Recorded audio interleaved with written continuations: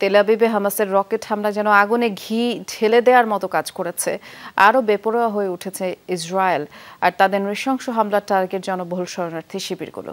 রোববার রাতে রাফার আশ্রয় ক্যাম্পে নির্বিচারে বিমান গোলায় প্রাণ হারিয়েছে অর্ধশত মানুষ। এই আগ্রাসন থেকে রেহাই পায়নি উপত্যকার অন্য অংশ। 24 ঘন্টায় মোট 160 জনের মৃত্যু হয়েছে এবং ইসরায়েল দাবি করছে সাধারণ মানুষ নয়, হামাসের ঘাঁটি লক্ষ্য করেই হামলা চালানো হয়েছে সুনির্দিষ্ট গোয়েন্দা তথ্যের ভিত্তিতে। শিয়া বাটার, অ্যালোভেরা ও ভিটামিন ই সমৃদ্ধ লিলি বিউটি সোপ। তেল আবিবে রকেট ছোড়ার জবাব দিতে দেরি করেনি ইসরায়েল। কয়েক ঘন্টার মধ্যেই হামাসকে যেন মনে করিয়ে দিচ্ছিল ইট ছুড়লে সইতে হবে পাটকেলের আঘাত। এই ফুটেজ রাফার তেল আল সুলতান এলাকার।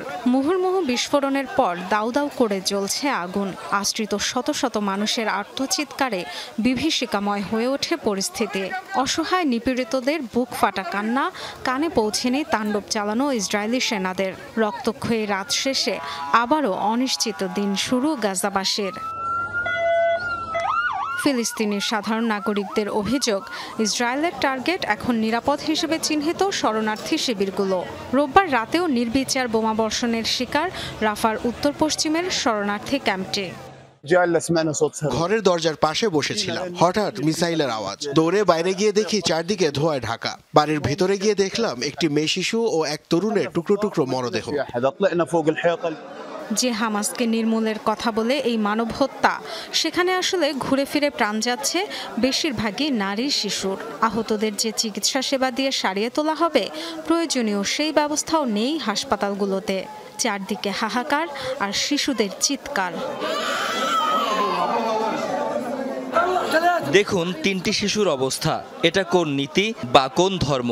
কেমন মানবিকতা? বিশ্ববাসী কোথায়? তারা মানুষকে পুড়িয়ে দিয়েছে। তেল আল সুলতান পুরোটা জ্বালিয়ে দিয়েছে। মানুষ জীবন্ত পুড়ছে। আমাদের জন্য আল্লাহ যথেষ্ট, তিনিই মুক্তি দেন। আর কি বা বলতে পারি আমরা?